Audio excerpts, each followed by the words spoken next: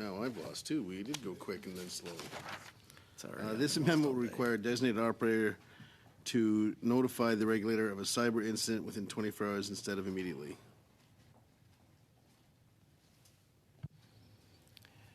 Any discussion? Mr. Julian? Did you have your hand up? Okay.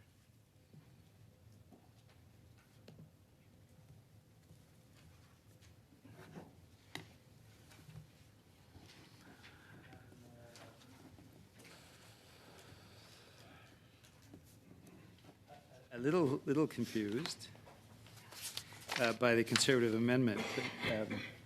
Perhaps Mr. Shipley could explain a little bit more the discrepancy between the 72 hours we were speaking of earlier and the 24 hours targeted by their amendment. Chair? Mr. Julian, back to Mr. Shipley, please. After Mr. Motz's amendment last one, we're going to ask for UC to withdraw that CPC 21. Sorry about that, everyone. Unanimous consent? We good?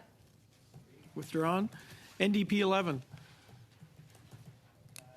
Thank you, Mr. Chair. And I will flag that I'm going to be trying if as we go along, there's a number of NDP amendments. I'm going to be withdrawing a number of them just in the interest of moving forward. But in this particular case, it would be deleting on request for a designated operator to report to the appropriate regulator. It shouldn't be on request, it should be mandatory, and that's why I am proposing this amendment. Any discussion on NDP 11? No? Shall NDP 11 carry? Yes. Carried. CPC 21.1. Thank you, Chair. This one we will be moving, CPC 21.1. That is, this would require operators to report ransomware payments to the CSE. There is currently no requirement to report payments to the CSE in the legislation. The CSE has often remarked that ransomware payments go underreported. This will align with the United States version of this bill. Any further discussion?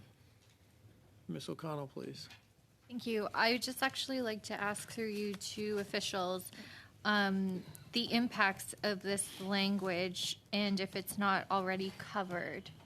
Because if my rationale in thinking is that if a sector is already required to report whether or not they pay ransomware or not, the request would trigger the reporting or the breach would trigger the reporting in my understanding of it, but I'd like to know if I'm wrong. Thank you, Mr. Chair, for the question. The Act indeed does seek to prevent any and all types of cyber security incidents, including but not limited to ransomware.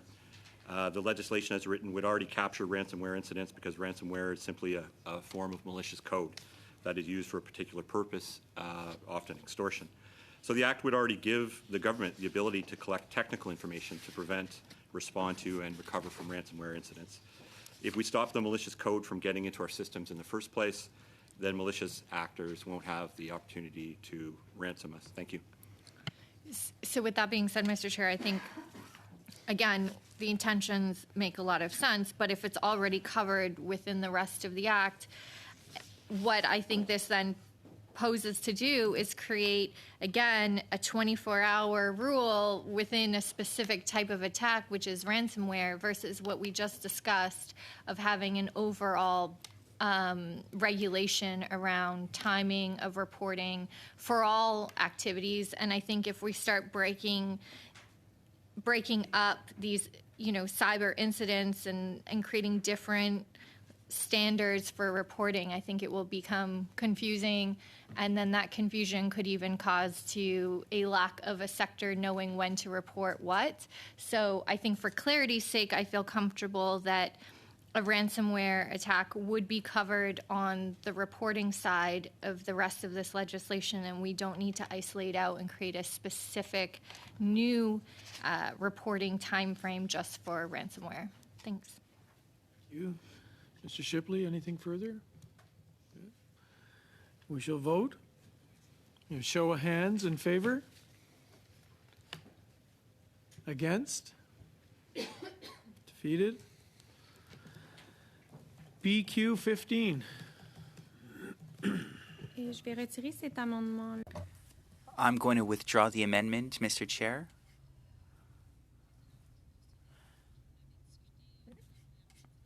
We had already talked about this issue in the first part of the study. It has to do with proportionality and reasonableness, so I'm going to withdraw. Thank you. You withdraw? Unanimous consent? Not moved at all. Okay, good. G14. If G14 is adopted, CPC 22 cannot be moved due to a line conflict. Any discussion? Did you have your hand up, Jen? No? Okay, good. Someone else was jumping No. in. No? Ms. O'Connell, please. Thank you.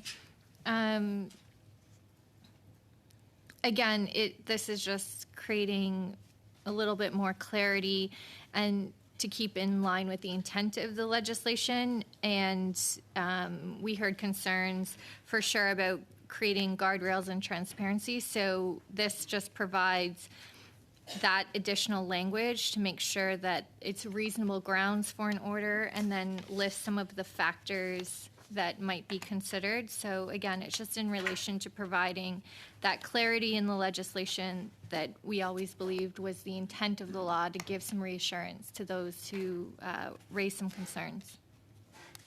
No further discussion. Shall G14 carry? CPC 22. Oh, sorry, hang on. 14. 1, 2.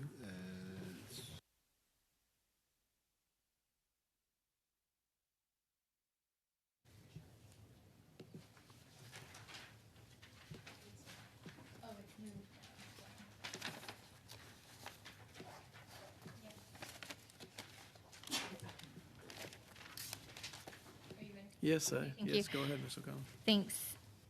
This is, I think we spoke about this in the first half of the bill, but it creates the obligation to notify NSECOP and NCIRA within 90 days of issuing of a cybersecurity directive.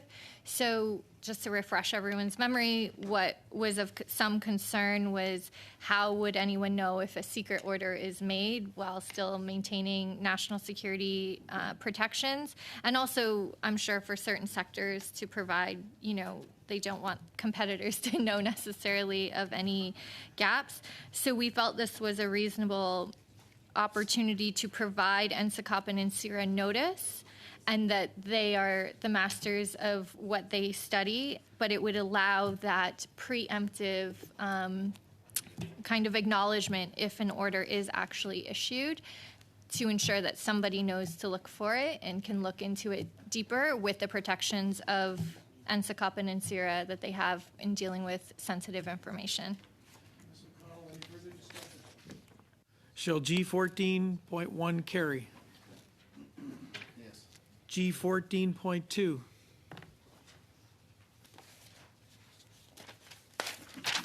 Ms. O'Connell. Thank you. This, again, goes to, I think, the earlier point I made about this is not to expand surveillance purposes, and so it's to provide greater clarity around this language that the governor and council is not permitted to order any designated operator or class of operators to intercept a private communication. So again, and it goes on to list these things. So again, it's just making clear the intention of the bill is to collect data and not to create or expand any sort of surveillance powers. Thank you, Ms. O'Connell. No further discussion. Shall G14.2 carry? Yes. Carried. NDP 12. If NDP 12 is moved, CPC 23 cannot be moved as they are identical. Also, if NDP 12 is adopted, BQ 16 cannot be moved due to a line conflict. Thank you very much, Mr. Chair. We had this debate at a previous meeting. I'm going to raise it for the final time today. And if the committee decides that the argument holds merit, then we will continue the discussions. If not, I will withdraw the amendments. But this is a recommendation that comes from the coalition we've had a variety of recommendations around this to not exempt this legislation from the Standing Joint Committee for the Scrutiny of Regulations. So currently, it says very clearly that an order made here is exempt from the application of the Statutory Instruments Act. This amendment would delete those lines 26 to 28 on page 26, so it would no longer exempt the applications of the sections of the Act from the Statutory Instruments Act and thus allow the ability for these regulations to be accessible to the Standing Joint Committee for the Scrutiny of Regulations. I've raised this before. Certainly, testimony we heard from witnesses was very compelling on this. At previous discussions of similar amendments, the committee has not chosen to move forward with those amendments, and I am giving a last opportunity for members of the committee to support subjecting clauses of this bill to the Standing Joint Committee for the Scrutiny of Regulations and the Statutory Instruments Act. If the committee chooses to go in a different direction, I may disagree, but I will then ask for withdrawal of NDP amendments 13 to 24, which treat the same subject, as you know, Mr. Chair. So I'm hoping the committee will move to adopt this, but that is not how the committee has decided on similar amendments like this that I've presented in the past. Thank you, Mr. Julian. Ms. O'Connell, please. Thank you, Chair. Again, understanding the need for that transparency and oversight, but this is precisely why in our amendments that we just dealt with were to identify and notify INSERA and NSECOP of any orders made. The challenge with this amendment, again, keeping in mind, I do understand the intent, is that it would create a delay that would essentially make the legislation obsolete. But to ensure that I am understanding that correctly, maybe through the chair to Mr. McSween probably, am I correct in that assumption that by excluding the exemption would create a delay in terms of going forward and being able to make not a regulation, but an order to bring in compliance or to, let's say, I guess, speed up the issue if we don't have someone in the sector who is taking the matter urgently at hand. Mr. McSween, please. Thank you, Mr. Chair, for the question. Yes, that is a concern. It's similar to the concerns raised during when the committee considered Part 1 of the Act as well, too. It does create a time lag as to when the decisions can be made. I think as well, too, just another unintended consequence potentially with this specific amendment is that requiring publishing in the Canada Gazette could potentially make or would make confidential information or identifiable information of our critical infrastructure public. Okay. Thank you. Any further discussion? No. So do we want to vote on this? Or have you... Okay. All those in favor? Show of hands. All those against? Defeated. So Mr. Chair, I'll withdraw NDP 13 to NDP 24. Thank you, Mr. Julian. Get that? So we're right here. So BQ 16. Okay. We good? BQ 16 can only be moved if NDP 12 or CPC 23 were defeated. So we're good. Merci, Monsieur le Président, mais je vais retirer. Thank you, Mr. Chair, but I'm going to be withdrawing BQ 16. Would you like me to repeat that? I'm going to be withdrawing BQ 16. 15? Yes, G15, yes. We will move now to G15. Ms. O'Connell? Thank you, Chair. This was just to, again, clarify that confidential information that is collected that it's disclosed under the section and that it must always be treated as confidential. So that confidentiality travels with the information and not just with whomever initially received it. It's just to clarify that that was always the intention and to make it perfectly clear. Thank you, Ms. O'Connell. Any further discussion? Ms. Michaud, please. Je vais juste confirmer avec vous. I just want to confirm, if that amendment passes, I suppose that BQ 17 and 18 can't be introduced, or can I still introduce them? Okay, thank you. Any further discussion? G15? Shall G15 carry? Yes. Carried? I thought someone said no. All right. Okay. So we're back to 17. BQ 17. If BQ 17 is moved, CPC 24 cannot be moved as they are identical. Merci, Monsieur le Président. Thank you, Mr. Chair. For BQ 17, it's quite simple. This was a proposal by organizations that seek to protect human rights, civil rights. Information that's collected should only be kept for the duration of time that's provided in Section 20. It's really just that in BQ 17. So, any discussion? Yes, Ms. O'Connell. Sorry, just have a question through you two officials. As I read this amendment, it's simply dealing with the retention of that information. Are there concerns or issues in terms of limiting this to this amendment, which really just, again, defines about how long the information is kept for, and that is provided clarity to whomever, I guess, the sector that it's coming from. Do we have concerns, and what would be the problem with something like this and clarifying the retention of information? Thank you, Mr. Chair, for the question.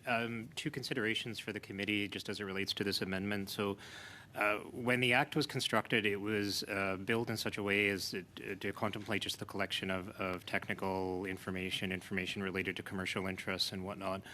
And so the intention behind that was that it would work with related pieces of legislation, for example, those governing the agencies associated with it, which may in some cases have requirements around the retention and disposition of information already. The other consideration I would point out as well too, the amendment reads for as long as is necessary. Typically in statute we would see a time frame attached to the retention period. So I would offer those two considerations up for the committee's result.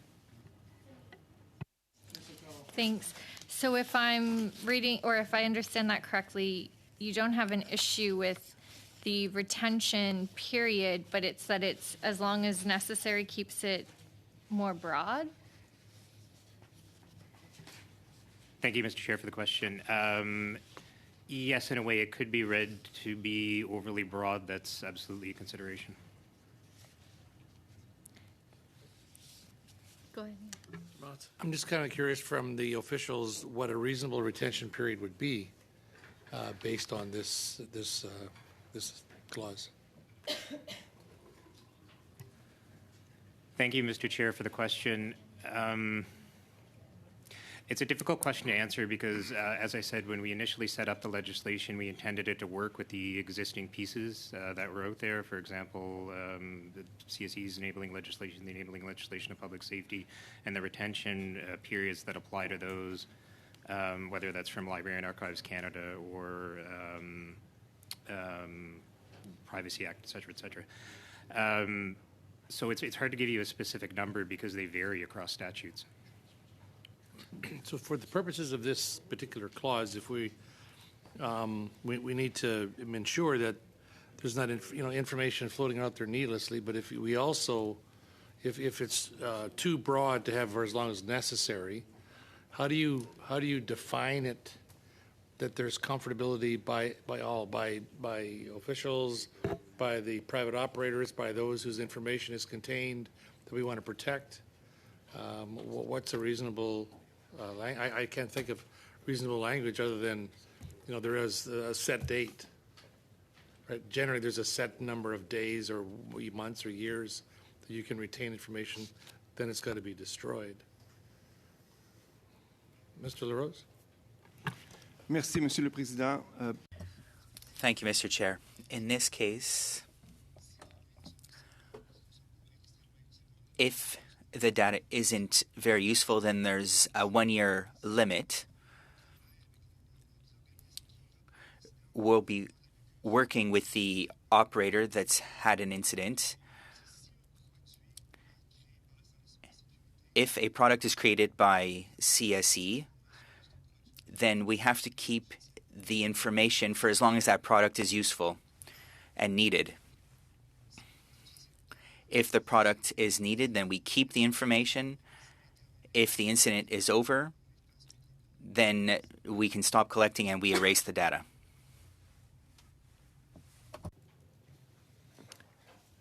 Ms. O'Connell, no more? Okay. Any other further discussion? I believe we'll vote on this amendment.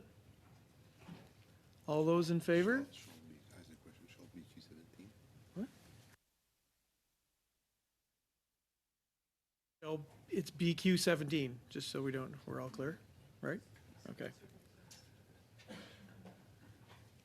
We're voting on this amendment. All those in favor? All those against? Favor one. Carried. BQ 18. If BQ 18 is moved, CPC 25 cannot be moved as they are identical. Any discussion? Merci, Monsieur le Président. Thank you, Mr. Chair. BQ 18 is quite simple. A person or entity that collects or receives information under subsection 1 must not use it for any purpose other than set out in section 5. It was one of the recommendations by the organizations that came to appear before us. Any discussion? No? Shall BQ 18 carry? Oh, sorry. Catching up. Ms. O'Connell, please. Thank you.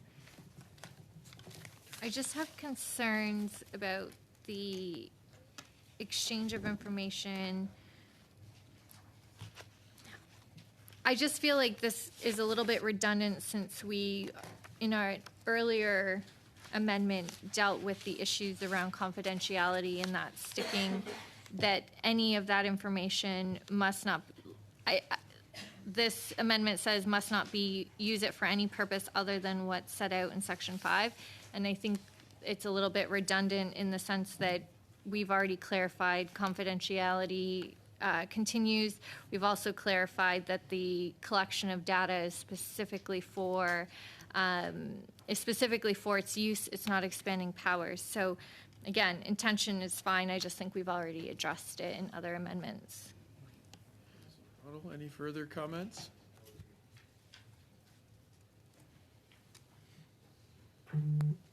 Shall we vote on this? Sure. Okay. Shall BQ carry? Or BQ 18. all in favor of BQ 18? All against? Defeated. CPC 24. Oh, sorry. C26. CPC 26. Thank you, Chair. I would actually like to ask for UC to try and speed things up a little bit today and we'll be able to get through this. We would like to withdraw from CPC 26 all CPC amendments right through to CPC 50 with UC from the committee. We don't need UC. We'll just do it then. We do. We'll withdraw all of them. No, we'll withdraw them. We're withdrawing those. CP2, so we'll go right to 19.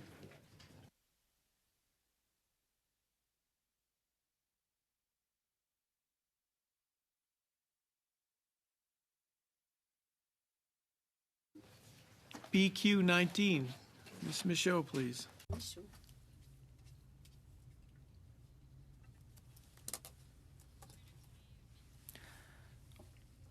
I'm going to withdraw BQ 19 and 20, Mr. Chair. Thank you. BQ 21. BQ 21, Ms. Michaud, please. We don't need to read this. Pas trop long, je sais. C'est simplement pour ajouter. So just to add the definitions of de-identify and personal information in the Act. I don't know what my colleagues around the table think of this. Could you repeat that for us, please? Could you please? BQ 21 vise simplement à So BQ 21, we're adding the definitions to de-identify and personal information. There are a number of definitions that are already in the Act, but it seemed relevant to me to add definitions for these two terms as well. Any further discussions? Ms. O'Connell, please. Thank you, Chair. Through you, Mr. McSween, what would this amendment then, what would be the implications of this? Because my concern would be that it removes the ability of disclosure. Am I reading that incorrectly? From an operator, that an order was actually issued. Sorry, I'm reading and thinking and speaking at the same time, but that my understanding that this would a little bit be contrary to, I think, what the intentions of the Act is. Thank you, Ms. O'Connell. Wait, sorry, I had a question. To Mr. McSween. Yep, Mr. McSween. Thank you, Mr. Chair, for the question. The disclosure and use provisions of the CCSPA only include protections for confidential information right now, and partially that's because, again, the Act was constructed in such a way that it only contemplated the collection of technical and information related to commercial interests and that type of thing. Similar to sort of what I explained earlier, the way the law is set up is that because it only intends to collect that type of information, it deferred responsibility for, say, personal information to existing statutes. So, for example, Charter and the Privacy Act and the requirements therein. But then as well, too, for any of the statutory requirements that may be found in the acts of the agencies that are involved in the administration of the Act. And there are many safeguards built in there as well, too. One of the challenges here is that it introduces two new concepts to Part 2, which is the de-identified information and the personal information that the government would need to consider when disclosing this. Taken together, the consequences of accepting this motion could be that information regarding the protection of critical cyber systems is not shared because it does apparently raise the statutory requirement to share with that information. What does that mean in the real world? You know, can you give me an example of what, if information that could be shared isn't shared, how that looks, if that's what I'm understanding, or you're saying that this limits even the information that can share? It could potentially limit the information that could be shared. It is a bit difficult to say because it does introduce, I said, these two new concepts. There's sort of two concerns. One is that depending on who's doing the disclosing, they would now need to consider these requirements above and beyond whatever safeguards are already in place. And then I think the other key component is just simply that it does raise the overall, or seemingly raise the overall threshold beyond, say, what is in the Privacy Act currently. Okay. I think my concerns here too is, well, one, it's confusing in the sense of what is being added or kind of the above and beyond disclosure.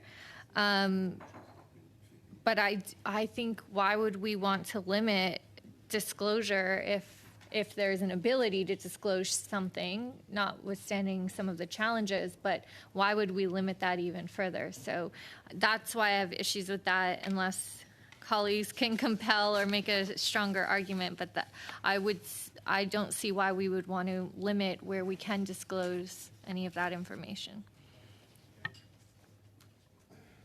No further discussion? Call for a vote and a show of hands. In favor? Against? Defeated. G16.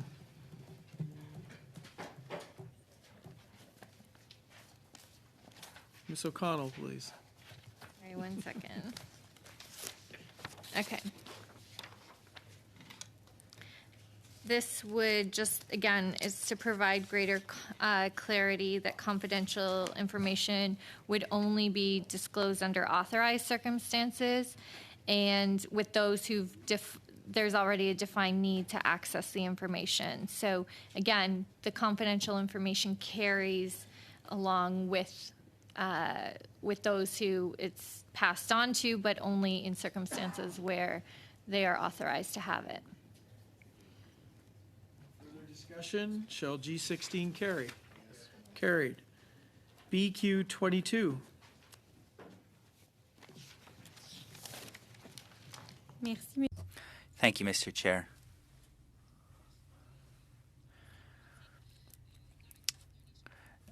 So what we seek to add is that in 1.1, if an exchange of information occurs under an agreement or arrangement with the government of a foreign state or with an international organization established by the governments of foreign states, the minister must, without delay, notify the person to whom the information relates of the disclosure and of the state or organization that received it.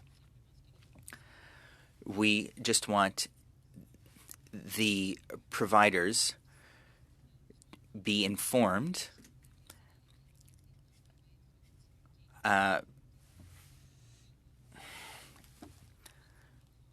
when the organization that receives the information Vote. Show of hands. In favor? Against? Defeated. 23. BQ 23, please. Ms. Thank you, Mr. Chair. In Clause 13, line 6, that the agreement or arrangement must restrict the retention of the information to the period necessary for the purposes set out in subsection 1 and provide for its subsequent disposal. So that the information that the providers have are only kept for the duration that's required. Call for a vote. Show of hands. In favor? Thank you. And against? Defeated. 23, where are we at? 17? G17, please. So you withdrew? Okay, thank you. Yep. Sorry. Again, this is providing more clarity that confidential information is only to be disclosed under authorized circumstances and shared with those who have that defined access to information.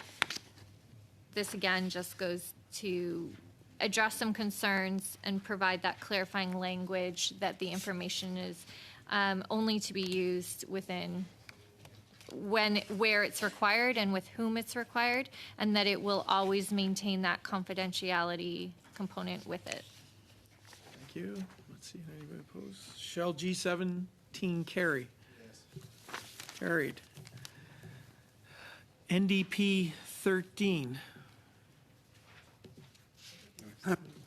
Mr. Chair, I mean the royal we, withdrew 13 to 24. And my colleagues from the Conservative Party withdrawn up to CPC 50. So we would be, I believe, moving to NDP 25. NDP 15. I can't keep up either.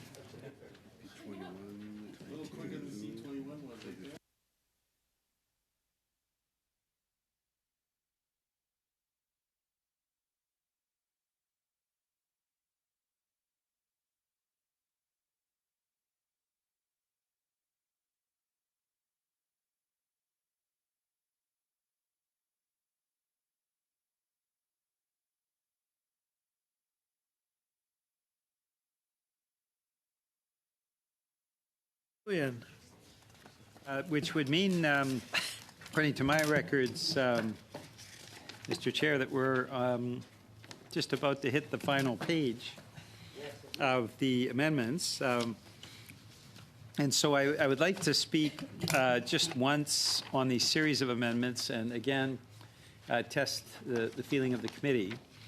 NDP 25 moving up to NDP 36 seeks to amend the legislation to give clear direction to the Superintendent of Financial Institutions, the Ministry of Industry, the Bank of Canada, Canadian Nuclear Safety Commission, Canadian Energy Regulator, and the Ministry of Transport. Requires them to file a notice of a violation and requires them to make that those amendments public. So what this does is twofold in terms of violations of the Act. It pushes those regulators to issue a notice of violation and make it public. It may not have the support of the committee. I do believe it's important in terms of transparency and in terms of ensuring that we are doing everything in our power to push back against the cyber attacks that have threatened some of our key institutions. So in an unusual way, because we're now at the back end of consideration of amendments, I'd like to propose NDP 25, and depending on the committee's reaction to NDP 25, if NDP 25 is supported, I'll continue to move the other amendments for the institutions that I've just spoken of. And if NDP 25 is rejected, I would withdraw NDP 26 to 36.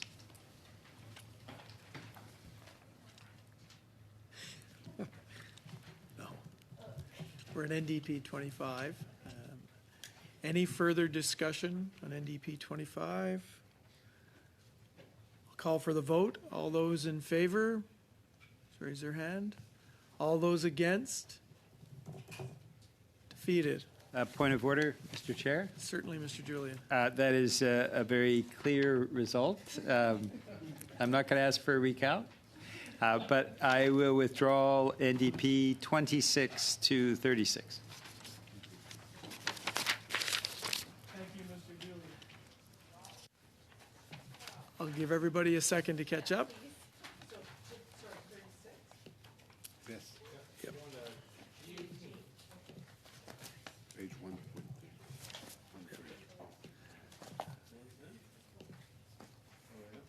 You okay? Everybody okay? G18. Ms. O'Connell, please. Thank you, Chair. Simple again, just putting a comma, removing the word and then manner and period should be a very technical language change. Thank you, Ms. O'Connell. No further discussion. Shall G18 carry? Yes. BQ 24.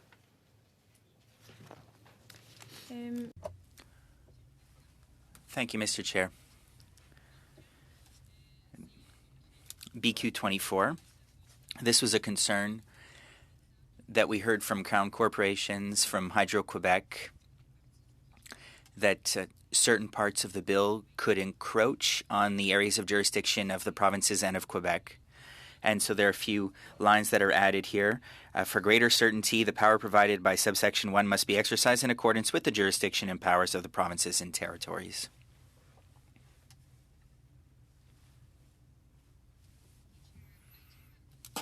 With this one, that this amendment would ultimately reduce or diminish the ability for the federal government to determine the level of cybersecurity required. I think from a good cyber practice, working with provinces and territories in these areas makes a lot of sense. But I would worry in some provinces and territories who may not have the cyber capabilities that the federal government would have, or some provinces may have excellent capabilities and others may require more time, expertise, technical support. So I just worry about the current language kind of requiring the federal government to first work in accordance with provinces and territories, and not all might be at the same kind of level in terms of what that cyber capability might be. And obviously, some of our agencies like CSE or CSIS and higher levels of the RCMP are specifically federal, and so it's of no fault to provinces and territories, just wouldn't have access to all of that information. So that's where I have some issues with this. I don't know, Mr. Chair, Mr. McSween, if there are any comments or concerns in regards to would this limit or prevent the federal government from moving forward without that provincial buy-in, so to speak, first? Because again, that could also add time delays as well as, again, that technical experience that might be in some places but not all. Thank you, Mr. Chair, for the question. There are some challenges, and I think particularly to your point, there's a potentially unintended consequence here that it could result in the government giving up some federal jurisdiction to provinces and territories in areas that are federally regulated, which obviously, because of that confusion, that could very much cause delays in the implementation. I believe you mentioned this, but I think it would reduce or greatly limit the federal government's ability to determine the level of cybersecurity for federally regulated critical infrastructure. Just a couple of considerations, perhaps as well, too. In cases where a designated operator is also provincially regulated, the Act, as currently written, would only apply to those areas that are subject to the federal regulations. And as well, too, based on the amendment that was the government amendment provided earlier, there is a commitment within the Act to work collaboratively with provinces and territories, and the provisions exist within it already to ensure that information can be shared. Any further discussion? Call for the vote on BQ 24. A show of hands, please, in favor. Against? Defeated. BQ 25. Ms. Michaud.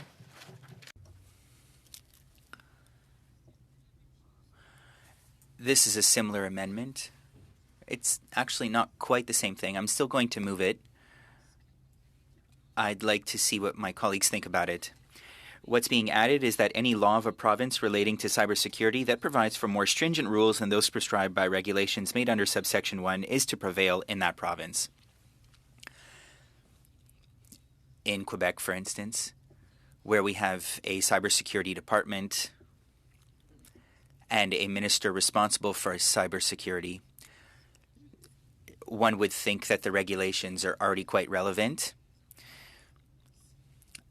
It's an example where if the regulations in a given province are more stringent than the federal ones, then the more stringent ones would apply. Ms. Michaud, Chair's ruling, I'm going to read.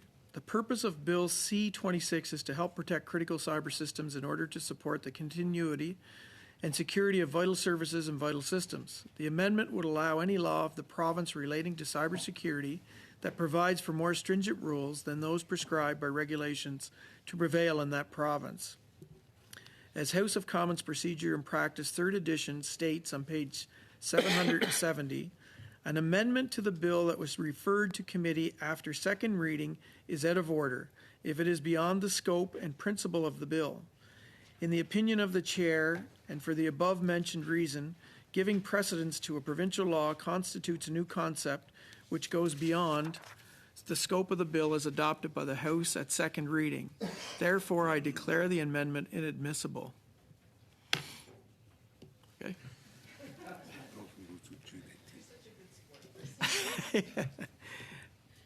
Thank you, Ms. Michaud. G19. Right? It's Mr. Motz. Oh, Mr. What is it? It's Mr. Motz. 50.1. So, because it's not.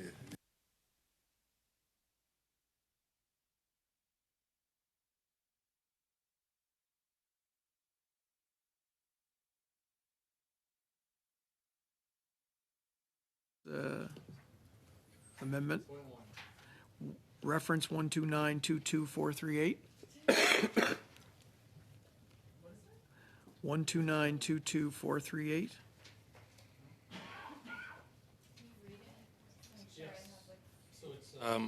Excuse me, clause 13, after line 34 on page 80, we add the following. Subsection 2, in making regulations under subsection 1, the governor and council must seek to ensure consistency with existing regulatory regimes, such as those established by provincial regulatory agencies and the North American Electric Reliability Corporation Critical Infrastructure Protection Standards. Yeah. So that's, this particular amendment is to address two reoccurring concerns raised by witnesses during the study of this bill.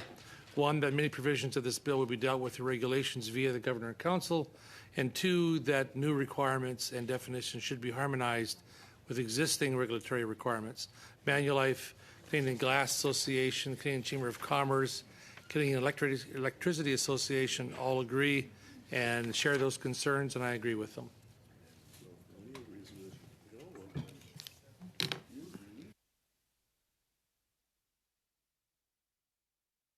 O'Connell, please.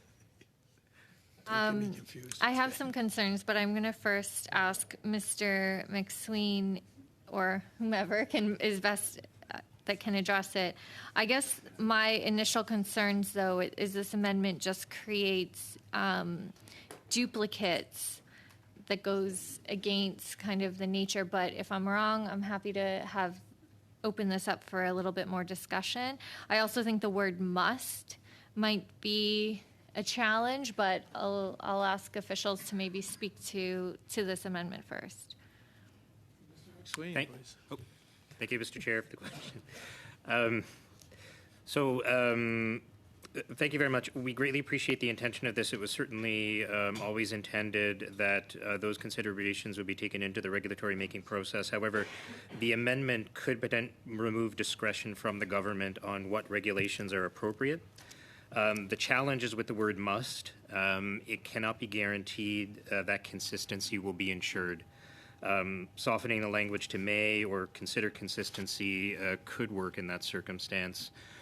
Here we're asking ourselves, what if there are contradictory regimes? We want to make sure that we're putting in place the best regulations that make sense for Canada's critical infrastructure in consideration of other requirements as well. So the other aspect as well, too, the legislation itself was intended to be agnostic and not speak to very specific requirements. Those were intended to be built into the regulations, so an additional consideration for the committee there as well. Okay. Go ahead. Mr. Motz. Well, thank you. I appreciate those comments, but I think we heard during witness testimony that when it comes to cybersecurity, our sector operators, our organizations should be directing their time, their money, and their talent towards prevention, detection, and rapid remediation of cybersecurity incidents, rather than being bogged down really in potentially duplicate paperwork and jurisdictional overlap. And so if it works that we can change the wording from must to should or may, then I think it's important that we still have this language there, and that gives you some comfort around the ability. Then I would propose someone make a sub-amendment to my motion. Friends?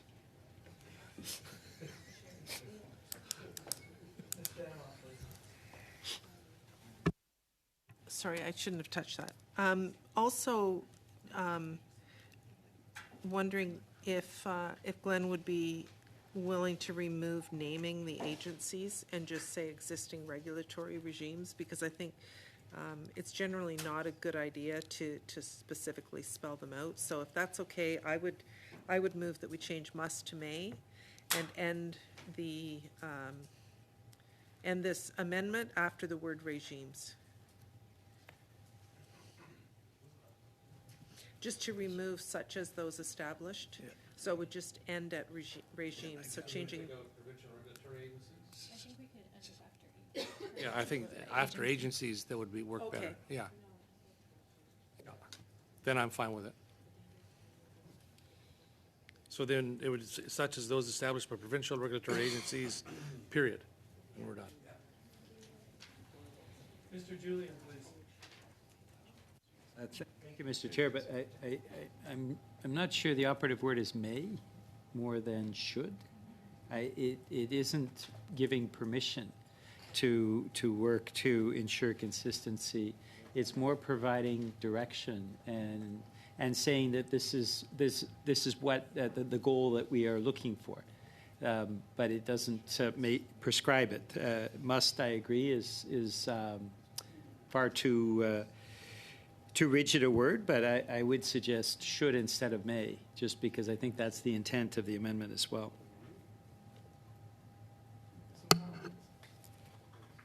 If we're in a debate about should or may, I don't know. I was going to suggest maybe consider consistency to make sure that it is being considered, but if the debate is really now at should or may or consider, I would, before we get to that, I would just ask for clarity, Mr. McSween, if we ended the amendment after existing regulatory regimes, or is that ideal, or should we include this, such as those established by provincial regulatory agencies? Because if we do leave in the such as those established by provincial regulatory agencies, that's pretty specific to provincial regulated industries rather than existing regulatory regimes. Thank you, Mr. Chair, for the question. I don't see any concern with ending it at provincial regulatory agencies. And the caveat, of course, to that comment is that the must is taken out.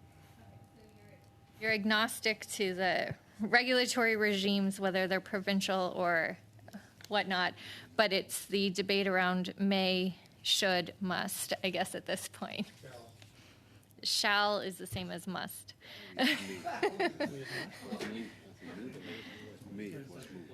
Okay, so just for clarity, it was Ms. Damoff used the word may. So is that, we're sticking with that? And, okay. Officials, May is okay. It'll soon be May. Not soon enough. Yeah, So on the sub-amendment, okay. So we'll call a vote on the sub-amendment. You want to, all those in? The oh, sorry. sub-amendment being may. may and and deleted after. Do you want us to, Mr. Julian, we'll read it. Let's be clear. We'll read exactly what it's supposed to say before we do any further. In Do making regulation, under subsection 1, the governing council may seek to ensure consistency with existing regulatory regimes, such as those established by provincial regulatory agencies. And that's it. Yeah, I suggest, Mr. Chair, that we have 2 votes on this. I support the second half. I don't support may. I believe it should read should. So I'm torn because I'm supporting one half of the amendment, the sub-amendment, and not supporting the other. We can't have 2 sub-amendments. By you see, we could do it. But technically, we should vote on the sub-amendment. So the full sub-amendment. Yes, unless we get UC to split the. So the first thing I can do, I guess, I'm told, is ask if it's UC to separate them out. And if it's not UC, then we'll vote on the whole amendment, this sub-amendment. Yeah, okay? So we didn't get UC, Mr. Julian. So we will call for a vote on what we just read out on the sub-amendment. Would you like a recorded vote? No. Show of hands, those in favor? Those against? En favor. Good. Okay. Now. No, G19. Oh, wait, as amended, so CPC 50.1. Yes, we get it, yes. So CPC 50.1 as amended? Carried? Yes. Thank you. G19. Quickly, Chair, is just to address a discrepancy between the French and English version of the legislation. Thank you. No further discussion. Shall G19 carry? Yes. Carried. G20. Ms. O'Connell. Oh, thank you, Chair. This is, again, just to provide that amendment that we dealt with in G10 and G12 to ensure the availability of the due diligence defense for designated operators. Further discussion. Shall G20 carry? Yes. NDP 37. I have a chair's ruling. He needs to move it first. Oh, sorry, Mr. I'm rushing. Mr. Julian. Well, we're actually coming to a close, Mr. Chair, so you've been very efficient, so has the committee. I move NDP 37, that is the same as NDP 9. This would establish a special advocate for issues, for example, security orders subject to judicial review. And Mr. Chair, I did write to the minister a number of weeks ago. I'm disappointed to have not received a reply calling on the minister to ensure a royal recommendation for this particular amendment.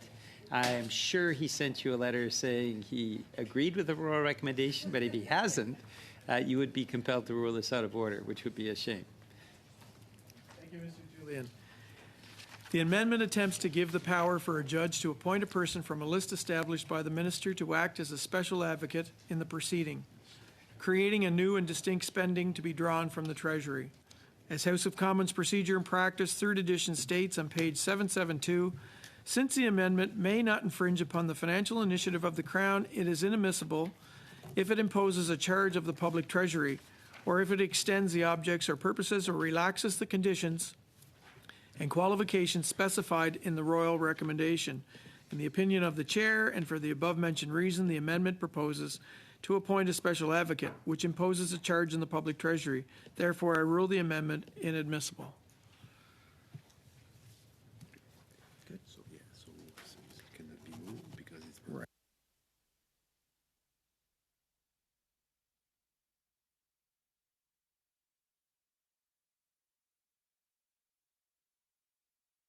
E38. Moving it first.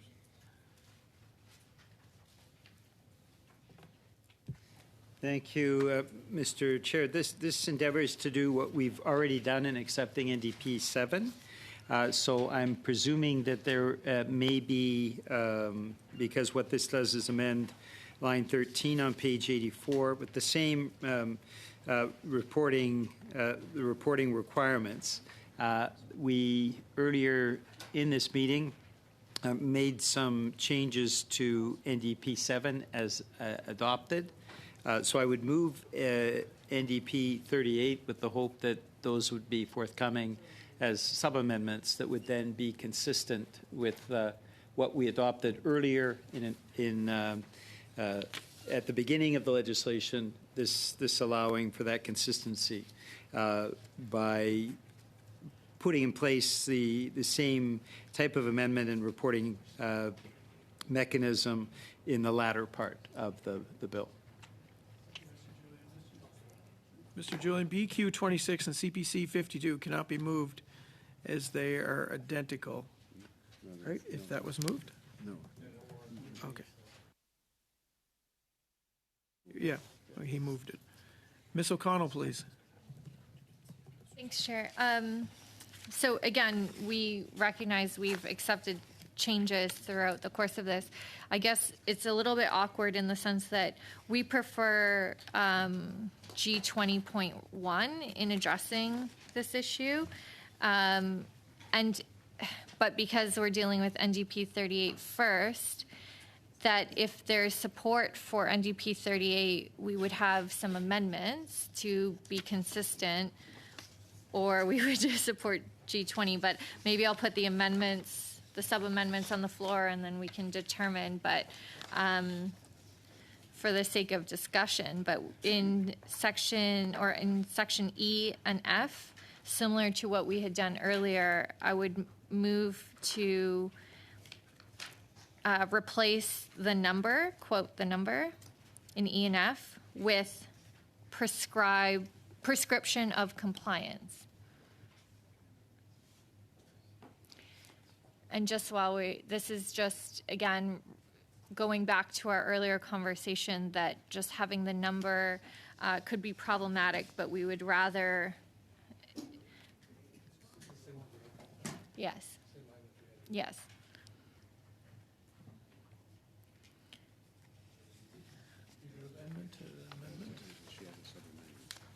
That, it was for replace the, quote, the number in subparagraph E and F with prescription of compliance.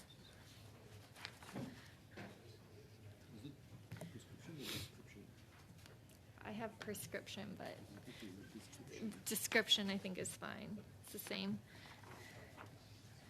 Do we need a copy of that?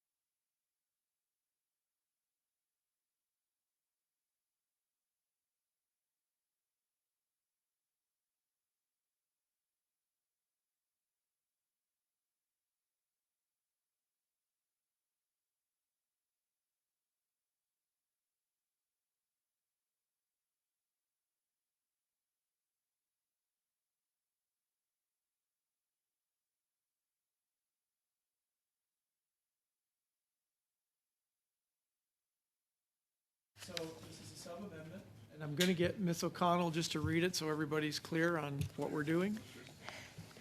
Thank Please. you, Chair. In NGP 38, I would sub-amend to replace, quote, the words, the number in subparagraph E and F, and replace it with, quote, prescription of compliance in both of those. Any further discussion? Okay. Shall we vote on the sub-amendment? Yes. All those in favor, please raise your hand. All those against, I guess there's none. Carried. Okay, now back to the main amendment. Motion. NDP 38 as amended. Yeah. Shall NDP 38 carry as amended? Yeah. Okay, carried. BQ 26. Oh, sorry. G20? G20. G20.1. G20.1. Thank you, Chair. This is again creating a non-exhaustive list of contents that need to be included in the minister's annual report. We had different discussions about this, but I think, again, it's just to provide clarity so that we didn't need to get into a report on number of events, a report on this or that. This will provide some clarity on what should be covered in the annual report. Thank you. Shall G20.1 carry? Yes. Carried. Shall Clause 13 carry? Yes. As amended? Yes. On division? Shall Clause 14 carry? Yes. As amended, I should say. No, we didn't amend it. Sorry. Shall... Point of order? certainly, Mr. Julian. If there is will around this table, Mr. Chair, you could actually group all of the clauses that have not been amended and see if they're agreed. Thank you, Mr. Julian. From 15, clause 15 to 19. Shall they carry? On division, carried. And shall the schedule carry? Shall the title carry? Shall the bill as amended carry? Shall the chair report the bill to the House as amended? Shall the committee order a reprint of the bill as amended for the use of the House at report stage?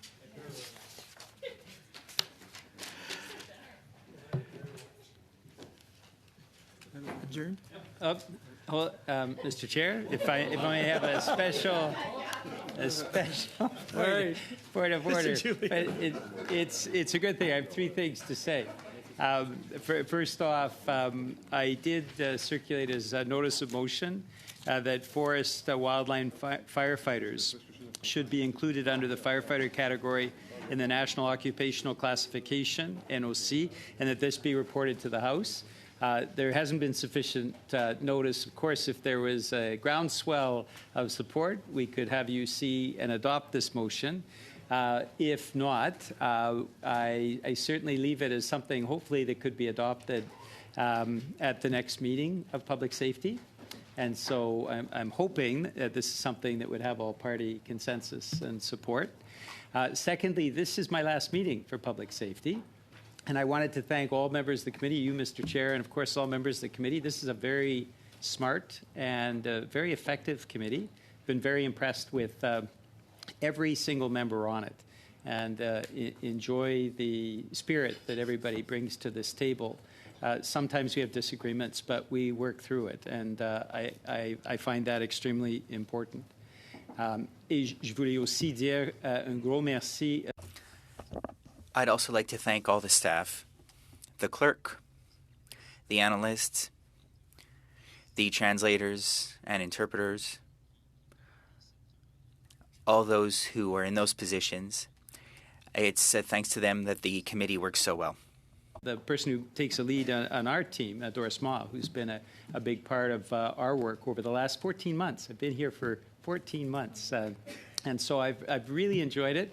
I will be coming back for special guest spots and look forward to the same welcome that Alistair McGregor got when he came back for guest spots. But Alistair will be joining this committee as of Thursday. So merci beaucoup et merci.